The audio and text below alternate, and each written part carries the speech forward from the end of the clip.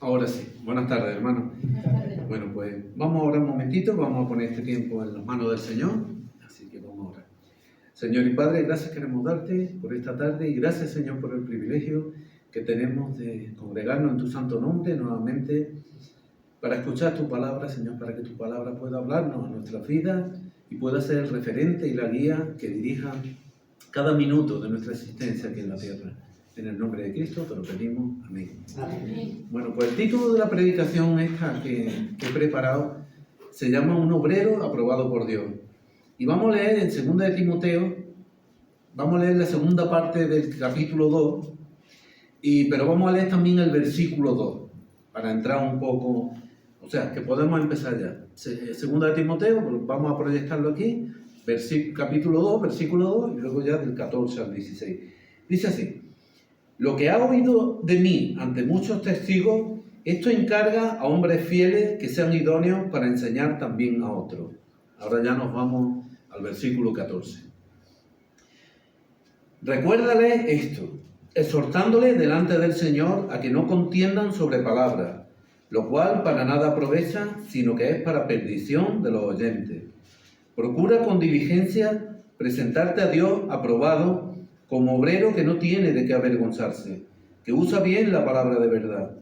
Mas evita profanas y vanas palabrerías, porque conducirán más y más a la impiedad.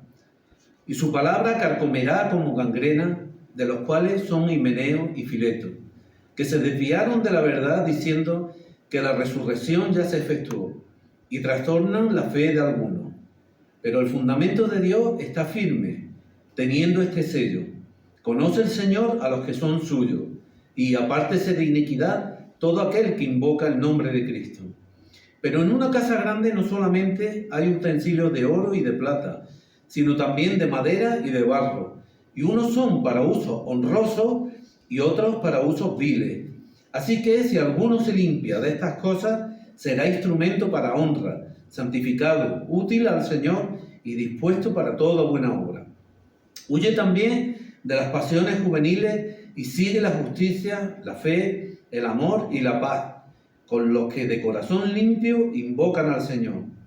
Pero desecha las cuestiones necias e insensatas, sabiendo que engendran contienda, porque el siervo del Señor no debe de ser contencioso, sino amable para con todo, apto para enseñar, sufrido, que con mansedumbre corrija a los que se oponen, por si quizás Dios le conceda que se arrepientan para conocer la verdad y escapen del lazo del diablo en que están cautivos a voluntad de él. Vamos a volver al versículo 2 y vamos a estudiarlo de manera expositiva. Bueno, el título de la predicación, como decía al principio, era un obrero aprobado por Dios, ¿no? Y nos podemos hacer una pregunta: ¿qué es en realidad un obrero aprobado por Dios? Pues bueno, es sencillamente aquella persona cristiana, discípulo fiel, por supuesto, que vive una vida de rectitud y de obediencia para agradar a Dios, por amor a Dios y para agradarle, que trabaja con entrega y sacrificio en la obra de Dios en cualquiera que sea en su área. No necesariamente tiene que ser desde un púlpito, sino en cualquier área. Y lo hace, como decía antes, por amor a nuestro Señor Jesucristo, quien nos rescató de nuestra vana manera de vivir y nos dio la vida eterna, ¿no? Y nos encomendó por el ministerio de predicar el Evangelio, su mensaje salvador, a todos aquellos que no lo conocen, siendo portadores nosotros, por tanto, de ese tesoro tan especial que es el Evangelio de nuestro Señor Jesucristo. La manera de ser un obrero aprobado por Dios es sencilla y solamente requiere obediencia a Dios, a su palabra, y sobre todo que caminemos alejados del pecado. Eso no es ni más ni menos que una vida en santidad.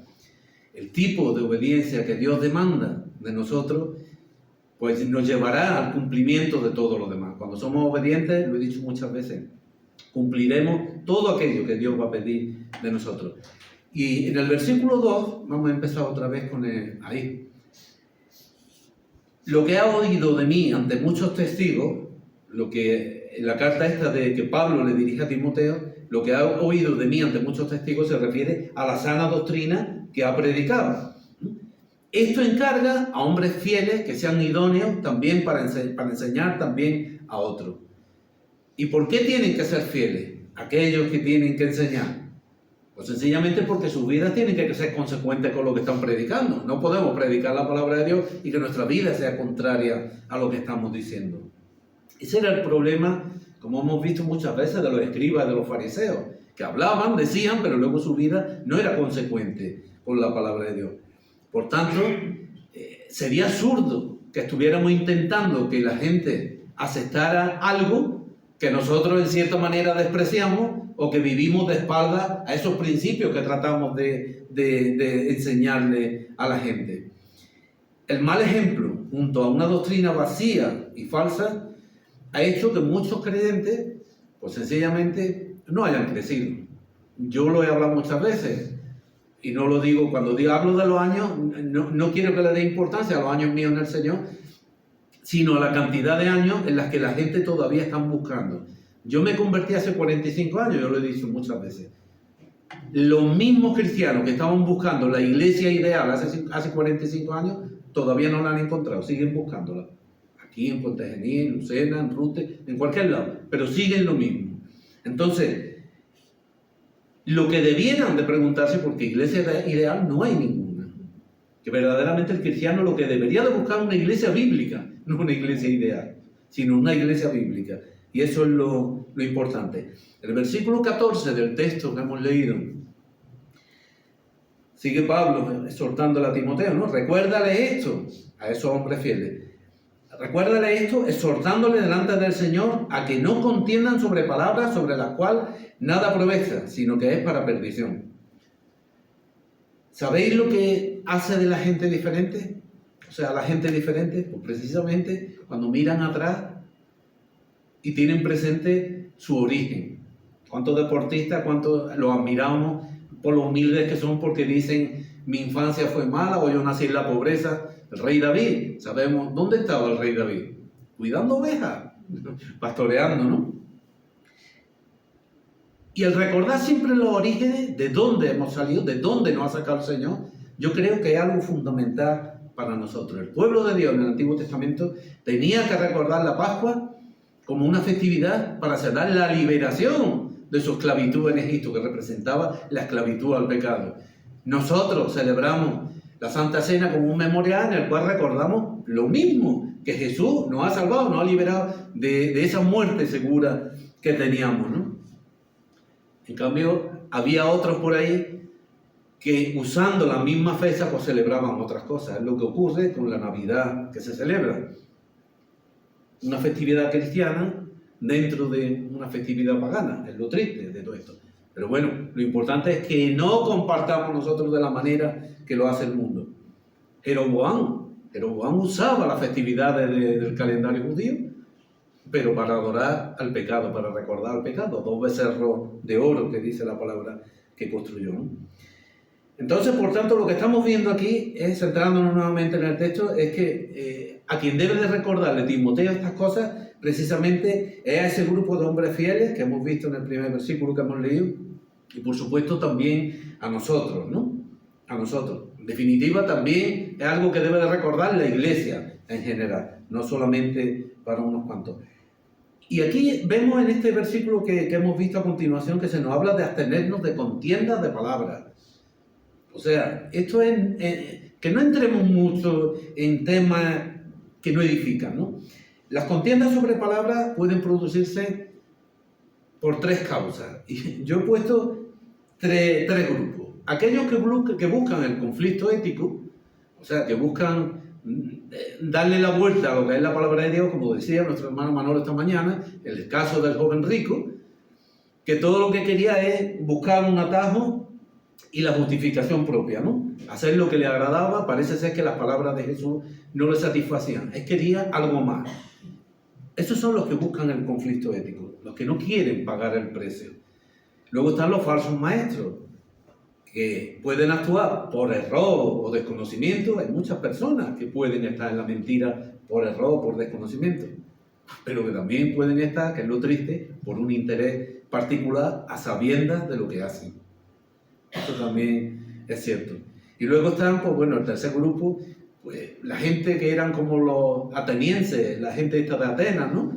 Que aunque se encuentran fuera de la iglesia, pero lo que propagan por ahí son ideas filosóficas, o sea, de filosofía y cosas de estas, ¿no? Y la verdad es que esta gente puede tener un impacto sobre el mundo incrédulo, porque a fin de cuentas ellos exponen su idea ahí fuera. El problema sería que ese tipo de personas la expusieran aquí dentro, ¿no? Entonces, luego, en ese aspecto nosotros podemos estar tranquilos que ese tipo de personas, de filosofía mundana y eso, no nos va a afectar para nada. Pero que todo aquello que Dios no ha declarado en su palabra es una herejía, es así de sencillo. Y la palabra de Dios nos exhorta precisamente a que no perdamos el tiempo en ese tipo de cosas, ¿no? En discutir ni en cosas. Muchas veces lo he compartido, otras veces cuando evangelizamos cometemos un fallo. Nos ponemos a hablar con la gente, a hablarle del Señor, a ponerle el mensaje salvador y caemos en el error de empezar a contestarle las preguntas de ellos. Y mucha gente no quieren escuchar, lo que quieren es hablar. Y al final esa persona se va. Tú no la has podido predicar y encima están marcados los tiempos. O sea, ha tenido la batuta y te ha dirigido a ti como has querido. Y nosotros no podemos estar para satisfacer los gustos de las personas. No significa que si una persona que le está hablando del Señor te pregunta algo, pero cuántas y cuántas veces una conversación que en un principio era para predicar el Evangelio termina hablando de las diferencias que tenemos con los testigos de Jehová, con los mormones, con los árabes. Y es así. Y los que deberíamos hablar somos nosotros, no ellos. Entonces, no debemos de caer. Esos son conflictos de palabras también. No solamente aquellos que... El conflicto de palabras es algo también muy amplio. Y en el caso este que se menciona en el texto, cuando dice que no contiendan sobre palabras, se refiere precisamente a que no nos prestemos a ese juego que además de no edificar, pues puede confundir, desviar de la fe, pues aquellos que participan de él, ¿no? Colosenses 2:8 nos dice: mirad que nadie nos engañe por medio de filosofía y huecas sutilezas según las tradiciones del hombre, conforme a los rudimentos del mundo y no según Cristo. Esto es un peligro para aquellos que se enredan en las contiendas y en esta situación de hablar de palabras, de cosas vacías y huecas. Es una advertencia de Pablo para los cristianos. Esto, además de peligroso, es destructivo y pecaminoso. Por tanto, discutir con los falsos maestros y con los engañadores que utilizan la razón humana o su interés personal buscando algo, puede ser peligroso para nosotros, ¿no? Y también puede imaginarse para una persona que está empezando en los caminos del Señor. Lo puede engañar fácilmente. Por eso no nos podemos prestar a eso. Y precisamente por eso, por el daño que pueden hacer en aquellos que empiezan, Jesús dijo en Mateo 18:6, y cualquiera que haga tropezar a alguno de estos pequeños que creen en mí, mejor le fuera que se le colgase del cuello una piedra de molino de asno y que se le hundiese en lo profundo del mar. O sea, Jesús ya nos advirtió de los peligros que hay y aparte de lo que supone el hacer que una persona se pierda, alguien que está empezando. Entonces, no nos debemos de prestar a esas cosas. La pobreza espiritual de muchas personas, de muchos creyentes, tiene su origen en sus principios, en los primeros pasos que dieron en el Señor. No asombréis. Es como los niños. Si un niño desde pequeño no ha tenido una alimentación adecuada, seguramente cuando llegue a la edad adulta va a tener consecuencias de eso. Y a un cristiano le pasa igual. Si no recibe la alimentación propia, apropiada para él, en esa infancia espiritual, cuando llega a la edad adulta, no va a estar bien. Por eso digo que muchos de los problemas radican en los primeros pasos como creyente, ¿no? Y la verdad es que, bueno, esto puede producir, pues bueno, una catástrofe espiritual en nosotros, ¿no? Y ante esa situación, solamente la sana doctrina es la que puede cambiar a la persona, ¿no? La que puede restaurar a un oyente contaminado de ideas falsas, de ideas equivocadas y esto, ¿no? Por tanto, la perdición de la que menciona ahí ese versículo es el resultado de cambiar la verdad por la mentira. Y eso es lo que ocurre. Cuando se cambia la verdad de Dios por la mentira, estamos hablando que son herejías. Entonces, Antes, en ese tiempo, al igual que ahora, existe el peligro de engañar y de desviar la atención de la gente y de llevarla a inútiles, con controversias, cosas que no sirven para nada. Hebreos 13:9 nos advierte precisamente: no os dejéis llevar de doctrina diversa y extraña, porque buena cosa es afirmar el corazón con la gracia y no con viandas que nunca aprovecharon a los que se han ocupado de ella. Esto es una palabra tajante que nos encontramos aquí en el libro de los Hebreos, ¿no? Pero si comparamos por ejemplo, el versículo que acabo de mencionar, con lo que estamos viendo que Pablo dice, parece que como se contradice un poco, ¿no? Porque parece que la advertencia de Pablo parece como si debiéramos de ser permisivos con todo esto, no meternos en contiendas sobre palabras, mantenernos al margen. La enseñanza de la palabra de Dios no es esa, por eso digo que no nos equivoquemos y ya veremos que no es así, aunque nos lo pueda parecer en un principio. Y la verdad es que muchas veces la palabra de Dios nos provoca miedo y nos provoca precisamente a ser tajantes y nos convierte en tolerantes de lo que no es correcto. Mirad, en el libro de Tito, capítulo 3, 10 y 11 nos dice: al hombre que cause divisiones después de una y otra amonestación, deséchalo, sabiendo que el tal se ha pervertido y peca y está condenado por su propio juicio. Esto es otra advertencia tajante, ¿no? Pero como os digo, muchas veces parece que la misma palabra de Dios nos asusta porque la interpretamos mal y nos ata de pies y manos. Y entonces no hay que contender sobre palabras, no, porque nos pueden destruir. Pero sí que hay que reprender ese tipo de cosas. ¿Cuántos cristianos no le exhortan a otros hermanos que ven que no andan en los caminos del Señor por aquello del no juzgáis para no ser juzgados, con el mismo juicio que juzgáis seréis juzgados? Pero también la palabra de Dios dice que exhorte a tu hermano. Entonces, la palabra de Dios muchas veces malinterpretada nos ata de pie y de mano. Y eso pues es un peligro también. El versículo 15, seguimos.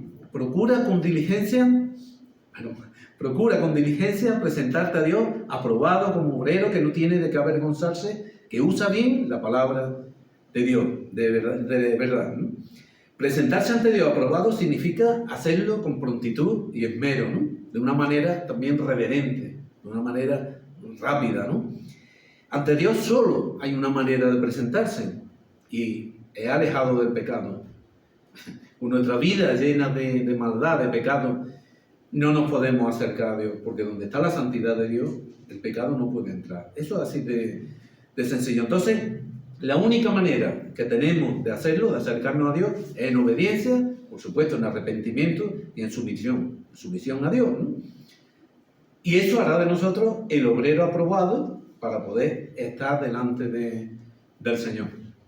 Sobre esta palabra, obrero aprobado, a Jesús, en el libro de Hechos, se le dice: Jesús Nazareno, varón aprobado por Dios ante vosotros. O sea que del mismo Jesús Nazareno se habló de que era un varón aprobado por Dios. En Jesús había una característica que era fundamental: una vida sin pecado. Es así de sencillo. Entonces, cuando dice como obrero que no tiene que avergonzarse, pues precisamente lo que avergüenza a un cristiano es la mentira, el pecado, ¿no? Y entonces, cuando venimos delante del Señor, deberíamos de hacerlo como los soldados cuando están en la mili y se pasa a la revista militar, ¿no? Cuando pasa una revista militar, el militar tiene que estar completamente limpio, afeitado, y como no esté así, te lleva a un castigo. Pues ante Dios no podemos presentarnos de cualquier manera. Tenemos que hacerlo también como Él quiere, ¿no? Y la única manera, como hemos dicho, es humillado, arrepentido, por supuesto, sumiso y obediente. Dice el texto que usa bien la palabra de verdad. Un contraste con los falsos maestros, que es que no la usan o la usan malamente. Entonces, el buen obrero debe de usar bien la palabra, porque ya el mal obrero se encarga de usarla mal, ¿no? Y usar bien la palabra de verdad implica, pues, estudiarla para conocerla, aplicarla a nuestra vida para practicarla y, por supuesto, enseñarla. Eso es lo que hizo el profeta Esdras también. Primero la estudió, la aplicó a su vida, la cumplió y luego la enseñó. Entonces, por eso os decía que nuestra vida debe de ser consecuente con aquello que creemos, que predicamos. Entonces, de la misma manera que un soldado, un atleta, que eran los ejemplos que ponían en la última predicación, la primera parte de este capítulo 2 de 2 de Timoteo, o del labrador, que debían de persistir fervientemente para alcanzar la meta, pues nosotros también debemos de persistir precisamente para alcanzar nuestra meta, que es Cristo. ¿Sí? Y vuelvo a reincidir. Y esa meta es Cristo, que era alguien sin pecado. Entonces, debemos de alcanzar la meta limpio, no con pecado, ¿no? La palabra de Dios nos dice, nos habla sobre los caminos del Señor como una puerta estrecha, un sendero estrecho también, y es verdad, es así. ¿Habéis visto alguna vez en el campo cuando los senderos están muy transitados y la gente, vemos cómo se va desgastando? Pues los senderos de Dios en nuestra vida tenían que convertirse en una zanja, donde las paredes de la zanja nos dieran aquí y no nos pudiéramos desviar de la palabra, por usar ese camino hasta que lo desgastáramos y que nos llegara hasta los hombros ese camino estrecho, para no desviarnos en ningún momento. Y así pues poder enseñar de manera clara y fielmente a los demás. Y así pues poder contrarrestar el daño suficiente de aquellos falsos que enseñan lo contrario a la palabra de Dios. Usar bien la palabra de Dios es hacerlo con precisión y con exactitud. Como un cirujano o como un relojero. No podemos desviar ni un milímetro. Quien sea dijo el otro día que una coma, una tilde, dice la Biblia. No sé si fue José. Que no nos podemos saltar. Pues con esa precisión tenemos siempre que obedecer lo que es la palabra de Dios. Leemos el versículo 16. Dicen: mas evita profanas y vanas palabrerías, porque conducen más y más a la impiedad. Esto se refiere a aquellas conversaciones, como decía antes, que no edifican y por supuesto que no le dan la gloria a Dios. Eso a nosotros no nos interesa. Y tenemos que tener claro que todo aquello que no procede de Dios no nos lleva a lo mejor, sino a lo peor. Ahí dice, te llevará más y más a la bondad, ¿no? A la impiedad te lleva. Jesús lo dijo, referente, tocante a la oración, ¿no? Algunos piensan que por su palabrería serán oídos. Y si Jesús no oye la palabrería, la sutileza, esas palabras vacías, esas palabras huecas, que nada tienen que ver con ella, no guardan relación con ella, ¿por qué lo hacemos nosotros? ¿Por qué prestamos nuestro oído muchas veces a cosas necias que no tienen valor ninguno? El que extiende o propaga una falsa enseñanza lo hace con un propósito. Es así de claro. El engaño, o a saber, ¿no? El engaño, bien por cuestiones económicas o por lo que sea, o por cualquier otro propósito. Pero la persona que oye eso, ese mensaje de esa, está obligada a saber discernir y distinguir entre lo verdadero y lo falso. Porque el que extiende lo falso lo hace, como digo, con un propósito en concreto, sea el que sea. Pero el que lo oye debería de discernir. En Hebreos capítulo 5, versículos del 12 al 14 nos habla precisamente sobre eso, que deberíamos de ser maestros después de tanto tiempo. Maestro significa conocer los principios, conocer las cosas, ¿no? Y dice que aquellos que tienen ejercitados los sentidos habla de eso, sobre el tema de ejercitar los sentidos para diferenciar el bien y el mal. O sea, no está hablando, el texto está ahí más o menos, lo dice, el que quiera que lo puede ver, pero no habla de eso, que tenemos que tener los sentidos ejercitados, que no nos podemos tragar lo primero que nos llegue, porque precisamente la falsa enseñanza, ya lo dice ahí claro, no te lleva a lo mejor, te lleva más y más a la impiedad. Cuando Pablo estuvo en Atenas, ¿os acordáis? Intentó debatir con los filósofos de los epicúreos y de los estoicos, y decían estos hombres que Pablo era un palabrero. Pues mirad, si a la palabra de Dios que predicaba Pablo, al Evangelio, le llamaron palabrería, ¿cuánto más no será la misma palabrería? ¿Cuánto más no será eso? Segunda Timoteo 4:2-4 nos dice que prediques la palabra, que inste a tiempo y fuera de tiempo, redarguye, reprende, exhorta con toda paciencia y doctrina. O sea, nos está diciendo que no nos quedemos cruzados. Por eso digo que no malinterpretemos las palabras de Pablo. Esto también lo está diciendo Pablo. Porque vendrá tiempo cuando no sufrirán la sana doctrina, sino que teniendo comezón de oír, se amontonarán maestros conforme a sus propias concupiscencias, y apartarán de la verdad el oído y se volverán a las fábulas. Y creedme que este tiempo ya ha llegado, y lo hace con fuerza. Y el problema no es que se levante uno aquí, otro en Zaragoza y otro en Torremolinos. El problema es que la Escritura dice que se amontonarán maestros. O sea, que habrá más de esos que de los que verdaderamente son obreros aprobados por Dios. No nos equivoquemos, no nos espantemos ni magnifiquemos por iglesias de miles y miles de creyentes. No, los que se salvan son pocos, el remanente es poco. No lo digo yo, lo dice la palabra de Dios. Yo no estoy juzgando la salvación de nadie de esas iglesias que tienen miles de miembros, pero que nos guiemos por la palabra, no por lo que vemos. Evitemos, por tanto, esa falsa enseñanza, porque son herejías que, como vemos en el versículo que veíamos antes, pues llevan a la impiedad. Y la herejía no puede ni salvar ni santificar al creyente. Además, otra cosa, que Dios no va a usar nunca algo contrario a su palabra para nada. Santiago nos dice: toda buena dádiva y todo don perfecto desciende de lo alto, del Padre de las luces, en el cual no hay mudanza ni sombra de variación. Esto, cuando vemos la palabra esta mudanza, lo primero que relacionamos o nos acordamos es de un camión cargado de muebles que no estamos cambiando de vivienda. No, la mudanza de aquí no es cambiar. Precisamente esa palabra lo que significa que Dios no cambia, que es inmutable, que es soberano, que su palabra es inmutable y que Él es inmutable. No cambia, no se muda, no hay mudanza en Él, ni sombra de variación. Por lo tanto, aquellos que están diciendo que la palabra de Dios, que lo hay, que ya no es suficiente porque hay otras revelaciones, es que lo nuevo de Dios, todo eso es falso, todo eso es una herejía. Aquellos que quitan la palabra de Dios para traer ese tipo de cosas que Dios no ha ordenado. El versículo 17, seguimos por él, dice: y su palabra carcomerá como gangrena, de los cuales son Himeneo y Fileto. Volvemos a lo mismo, no nos dejemos atrapar por las controversias reinantes y presentemos la verdad en la manera que Dios aprueba.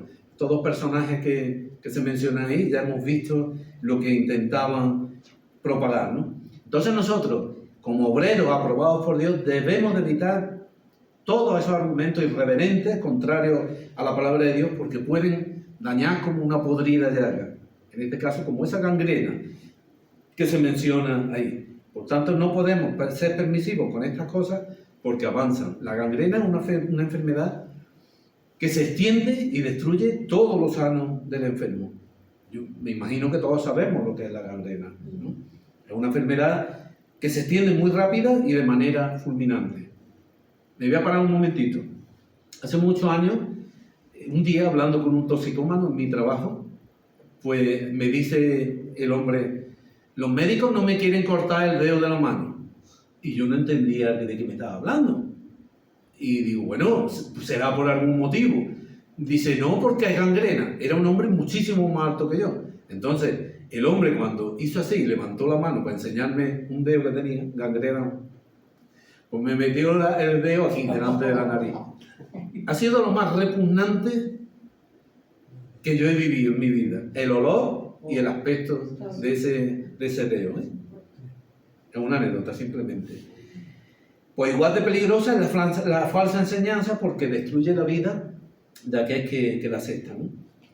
Y vemos que a esta gente perversa, ahí en el texto se menciona a dos personas. Y se les menciona por su nombre, ¿eh? Porque Dios, a aquellos que son rebeldes, no pensemos que la rebeldía se queda en el anonimato. Dios conoce tanto a los suyos, porque su nombre está escrito en los libros de la vida y a cada oveja llama por su nombre, nos dice la palabra de Dios, pero también hay unos libros con el nombre de aquellos que no son obreros aprobados por Dios, ¿no? Entonces, seguimos en el versículo 18 y mirad lo que hicieron estas dos personas. Dice que se desviaron de la verdad diciendo que la resurrección ya se efectuó, y lo peor de todo, que trastornaron la vida, la fe de algunos, ¿no? Y os puede parecer extraño, pero hay personas así que niegan la resurrección. Entonces, ahora y siempre lo habrá, ¿no? Esto no es nuevo de ahora. Y lo cierto es que con esta creencia precisamente están aborreciendo la verdad y pueden estar trastornando la fe de algunos creyentes. Sobre todo en especial aquellos que están comenzando, que no conocen muy bien Mirad, durante el ministerio de Jesús había un grupo de personas que eran los saduceos, que negaban la resurrección. O sea que no estoy hablando de nada raro. ¿Y dónde estaban los saduceos? Estaban en la sinagoga, con los fariseos, con los escribas. No estaban en una iglesia aparte. ¿Y dónde estaba Himeneo y Fileto? Con Timoteo. O sea, que no extrañe que un maestro falso os pueda enseñar algo contrario a la palabra de Dios. Desde aquí dentro. No me estoy refiriendo, pero que tengamos en cuenta eso. Entonces tenemos que ser precavidos y, como hemos dicho siempre, como los creyentes de Berea, cogemos nuestra Biblia y comparamos y miramos que lo que se predica, que lo que oímos sea cierto. Himeneo y Fileto, como falsos maestros, pues negaron la resurrección. Y no solamente que negaron la resurrección, sino que dijeron que la única resurrección que se había producido era la de Jesús. Y ya está, y que ya no había más resurrección, ¿no? Y negar una resurrección corporal de los creyentes simplemente es negar la salvación de ellos. Es así de sencillo. Mirad, en 1 Corintios capítulo 15, hay una serie de versículos, yo he anotado 3, que precisamente refutan esta idea de Himeneo y Fileto. Dice, versículo 13, porque si no hay resurrección de muertos, tampoco Cristo resucitó. Y si Cristo no resucitó, vuestra fe es vana, aún estáis en vuestros pecados. Porque por cuanto la muerte entró por un hombre, también por un hombre la resurrección de los muertos. Luego, tenemos que aquí en Corintios está hablando algo contrario a lo que esta gente estaba propagando, Himeneo y Fileto. Seguimos en el versículo 19. Pero el fundamento de Dios está firme teniendo este sello. Conoce el Señor a los que son suyos y apártese de iniquidad todo aquel que invoca el nombre de Cristo. El fundamento de Dios está firme. Por tanto, es algo que no puede ser derribado porque está edificado sobre la roca. ¿Quién era la roca? Cristo. Aquí se está refiriendo a la verdadera iglesia, que está edificada por Dios y no según los hombres. Porque la iglesia edificada por los hombres no van a edificarla sobre Cristo. La edificarán sobre otras cosas. El interés personal de la gente, en fin. O sobre la falsa enseñanza. Pero la iglesia edificada por Dios, esa está edificada sobre la roca, ¿no? Y estas palabras nos hablan de la manera que deben de distinguirse y separarse los verdaderos creyentes de los falsos. Eso también es un mandato, ¿eh? No podemos tenemos que separarnos de todo, de sus doctrinas, de lo que enseñan, de sus prácticas. 1 Corintios 3:11 dice, porque nadie puede poner otro fundamento que el que está puesto, el cual es Jesucristo. Por lo tanto, la iglesia verdadera que está formada por los que le pertenecen a Dios y le obedecen, son miembros de esa iglesia cuyo fundamento es Cristo. La iglesia fundada por Dios. Y dice que tienen este sello. El sello es una señal de propiedad y de autenticidad de una cosa. Eso es un sello. Cuando encontramos un sello en algo, es algo que le da oficialidad a un documento, a una cosa, una garantía, y demuestra eso. Una señal de propiedad y de que es algo auténtico, que no es falso, ¿no? Y aquí en este texto, en este versículo, se mencionan 2 características de los verdaderos creyentes que han sido sellados con el Espíritu Santo de la promesa. Dice, la primera característica es que el Señor conoce a los que son suyos, lo que os decía antes, los conoce y los conoce por su nombre, ¿eh? Y los conoce de una manera íntima y profunda, no de una manera superficial. No, lo conozco de vista, no, Dios nos conoce perfectamente. Y los conoce a los suyos desde antes de la fundación del mundo, en que fuimos escogidos. Mirad, Jeremías 1:5 dice, antes de que te formase en el vientre, te conocí. O sea que el conocimiento que tiene Dios de nosotros es desde mucho tiempo antes de que hayamos nacido. Dice el versículo, apártese de iniquidad todo aquel que invoca el nombre de Cristo. Y esta es la segunda característica o la segunda marca de que Dios es el dueño de los verdaderos creyentes y que estos deben de buscar, como decíamos al principio, andar en santidad. Y esto es un llamado, esto de que apártese de iniquidad todo aquel que invoca de Cristo, esto es un llamado a la santidad, a que caminemos en santidad y también un llamado a rechazar la falsa enseñanza. Seguimos en el versículo 20. Dice, pero en una casa grande no solamente hay utensilios de oro y de plata, sino también de madera y de barro, y unos son para usos honrosos y otros para usos viles. Esta analogía de la casa grande, ¿no? Es la manera, pues bueno, en la que vemos que en un sitio puede haber tanto creyentes verdaderos como creyentes falsos, ¿no? Y Pablo usa esta analogía y menciona estos utensilios de la misma manera que representa la vida diaria de cada creyente. Podemos estar viviendo una vida cristiana, viviendo de manera, teniendo un uso deshonroso, o podemos tener una vida en santidad, con lo cual tendremos un uso honroso. Y esa es la analogía que Pablo expone aquí, ¿no? Y cuando estamos andando en santidad, cuando somos apartados para un uso noble como estos utensilios de oro y de plata, pues la verdad es lo que Dios quiere de nosotros, que seamos apartados para eso, y es lo que nos enseña el versículo. Que lo mismo que en una casa hay utensilios para lo bueno y para lo malo, que nosotros seamos apartados para lo bueno. Seguimos en el versículo 21.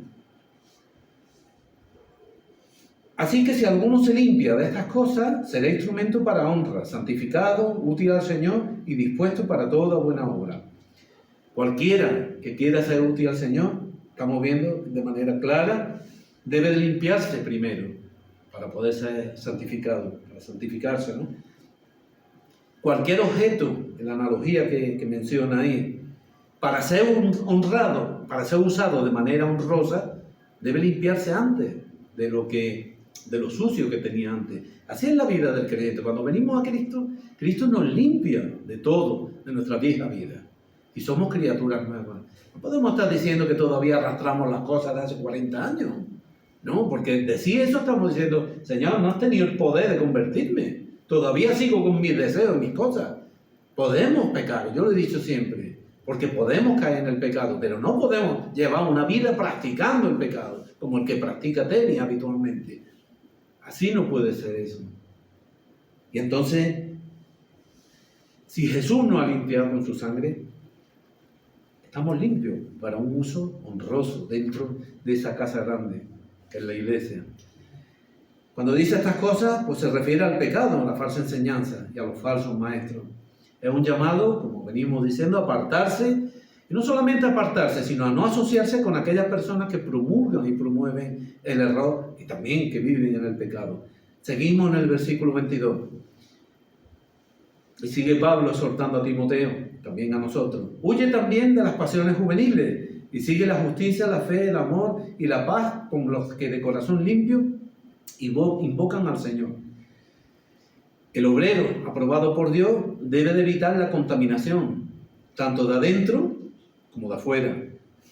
Debe de permanecer limpio. Cuando habla de pasiones juveniles, no solamente se trata de deseos sexuales ilícitos, ¿no? Sino que también de otros pecados como pueden ser el orgullo, el poder, los celos, la vanagloria, la riqueza, un espíritu peleón, argumentario. Eso tiene que ver con esas pasiones juveniles. Y algunos dirán, esos son pecados que los puede tener cualquiera. Sí, es verdad. Pero cuando Pablo hace énfasis en que son pasiones juveniles, voy a decir por lo que lo hace. Estos pecados son comunes para todos.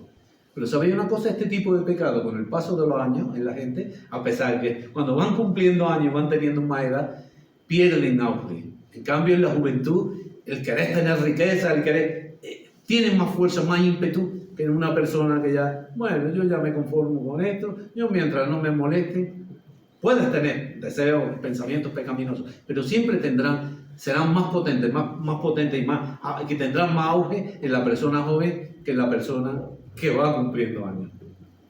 No digo que no, pero que será distinto. Por eso es por lo que habla de pasiones juveniles. Precisamente Timoteo era muy joven. Dice, sigue la justicia, la fe, el amor, la paz. Caminar en estas cosas y desearlas es lo que agrada a Dios, es lo que estamos viendo. Y no solamente que le agrada a Dios, sino que nos aportará a nosotros un gran beneficio. Filipenses 4:8 nos dice, por lo demás, hermanos, todo lo que es verdadero, todo lo honesto, todo lo justo, todo lo puro, todo lo amable, todo lo que es de buen nombre, si hay virtud alguna, si hay algo digno de alabanza, en esto pensar.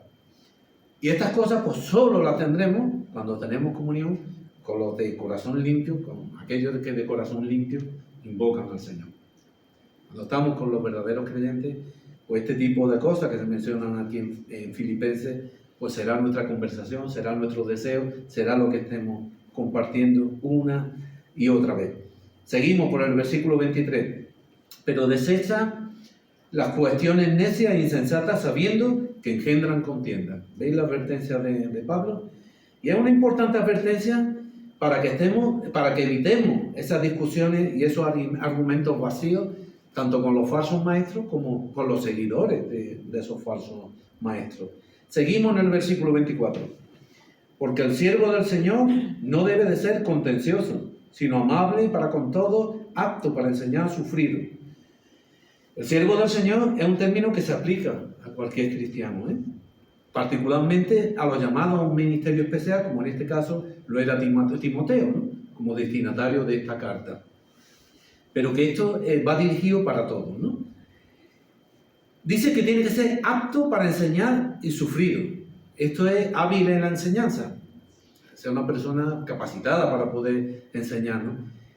La paciencia y la bondad que Jesús mostró cuando enseñaba a sus propios discípulos, incluso para responder a sus oponentes tan obstinados, tan cabezones, fariseos, hipócritas, o sea, fariseos, escribas, a este tipo de gente, pues la verdad es que es un ejemplo que debería enseñarnos a tener esa paciencia a la hora de enseñar, incluso a aquellos que nos contradicen. Deberíamos de ser siguiendo el ejemplo de Cristo, de hacerlo así. Y Jesús proyecta el modelo, el mejor modelo para aquellos que enseñan en la iglesia y para todos en general. Mirad, hablar con autoridad no significa gritar.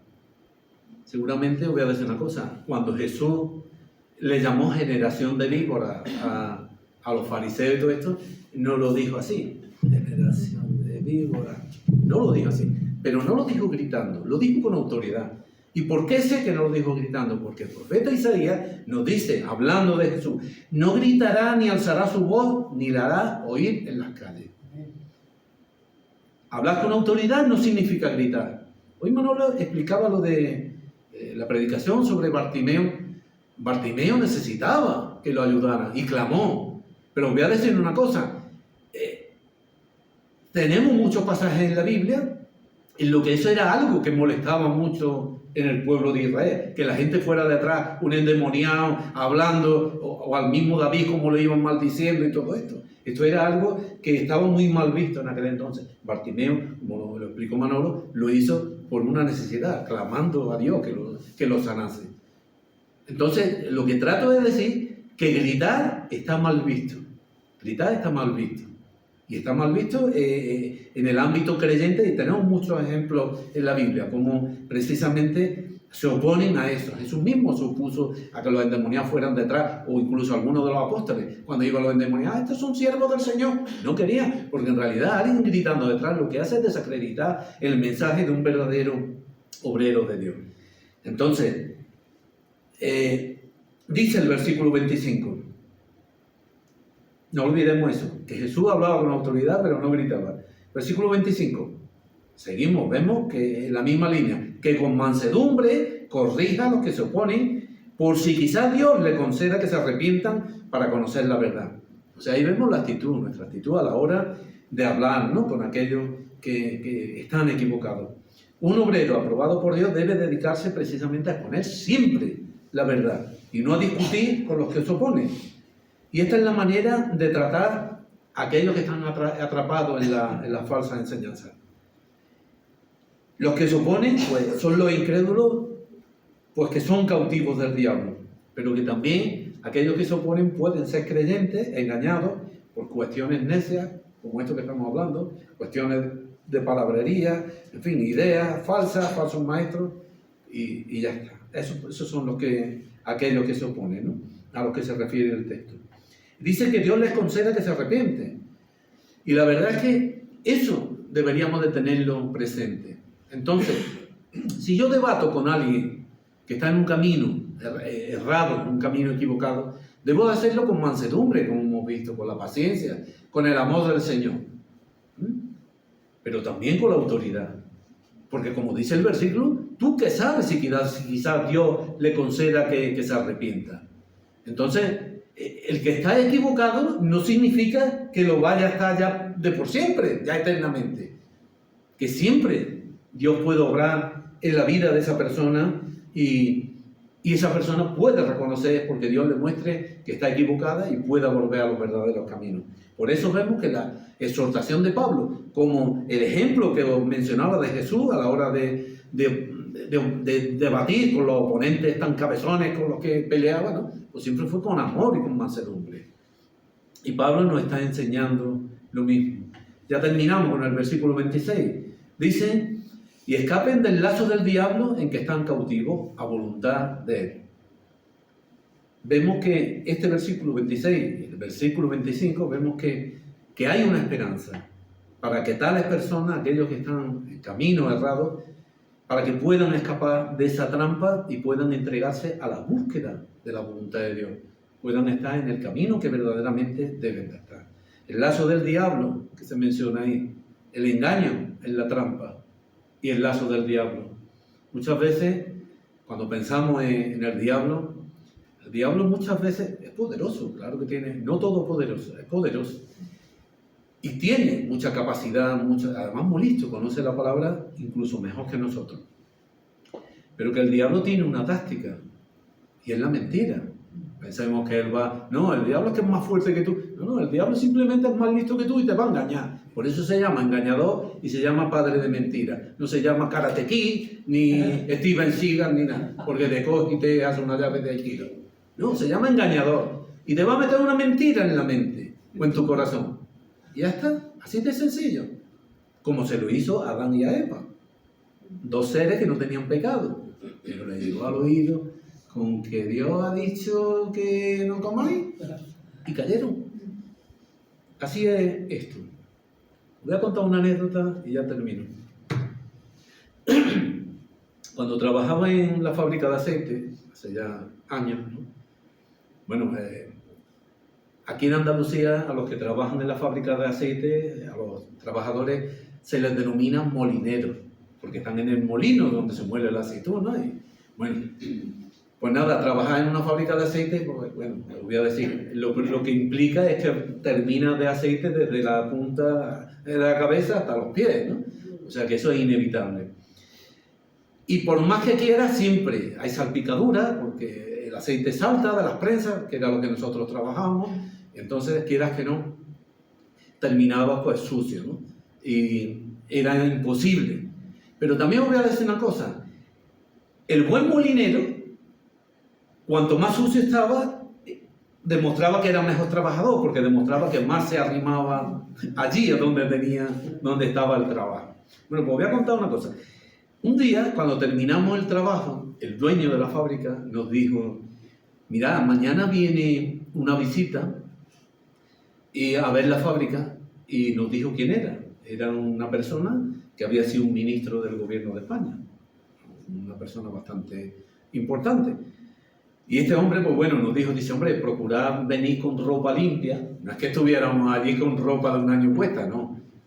Pero él se refería que intentáramos, que trajéramos ropa, porque siempre la ropa no es que oliera mal. Estaba sucia de aceite, pero olía de aceite, olía de maravilla. Pero bueno, dice, hombre, que demos una buena imagen. Y la verdad es que yo compartí la idea del dueño y vi que tenía razón. Y yo lo compartí, digo, mira, sí, que es verdad. Es verdad que hay que dar una imagen y hay que venir. Total, que al día siguiente, cuando fuimos a trabajar, iba yo con mi ropa, con mucho cuidado para no mancharme.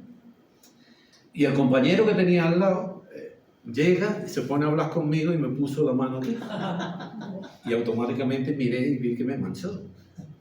Y no solo eso, sino que ya empezó a tocarme y me manchó la ropa por un montón de sitios. Tenía una camisa de color clara, así, azul claro. Vamos, me puso, yo la verdad es que muerto de vergüenza. Y llegó la visita. Y como dice el texto, como estamos viendo, la verdad es que yo me sentía como un obrero no aprobado y además muerto de vergüenza de cómo estaba. Sentí vergüenza. Y sentí vergüenza porque me creí una idea falsa, la idea que me dio el dueño. Y podréis decirme, bueno, ¿cómo es una idea falsa? Pues lo voy a decir. Porque alguien de la calle puede llegar a una fábrica de aceite y sí puede pensar eso cuando ve a un trabajador sucio. Pero este hombre, resulta que su familia era un propietario de fábricas de aceite por ahí. Entonces, este hombre sabía que el buen molinero estaba lleno de aceite. El buen molinero estaba manchado de aceite. Yo tenía una idea equivocada y no me di cuenta de aquello. Cuando recapacité y pensé en esto, me di cuenta de que estaba en el error, que el verdadero obrero aprobado era aquel que estaba lleno de aceite. La palabra de Dios nos exhorta, nos habla muchas veces, y habla precisamente, asemeja al aceite con la unción del Espíritu Santo. Hemos visto que el obrero aprobado por Dios precisamente es aquel que tiene el sello del Espíritu Santo en su vida. Que el Señor bendiga. Vamos a orar. Pues sí, Señor, gracias queremos darte por tu santa palabra y pedimos, Señor, porque sabemos que tu palabra es real, sabemos que cada día, Señor, se cumple, cada versículo, cada palabra, Señor. Y ya vemos de manera palpable cómo se amontonan estos falsos maestros, cómo hay tanta herejía, Señor, donde verdaderamente debería de reinar tú, debería de dirigir nuestras vidas tu santa palabra, y han cambiado la verdad por la mentira, Señor, y te pedimos que tú nos ayudes, Señor, que el sello que tú has puesto de tu Espíritu Santo en nuestras vidas, pues sea un referente para aquellos que nos rodean, para aquellos con los que a veces, Señor, tenemos que exhortar, tenemos que corregir, Señor, que instruir en la justicia de tus caminos y de tu palabra. Te pido, Señor, que tú nos fortalezcas, que nos ayudes, que vivamos en la santidad que tú demandas de cada uno de nosotros, para que seamos esos obreros aprobados que tú quieres. En el nombre de Cristo te lo pedimos. Amén. Amén. Que Dios bendiga. Amén.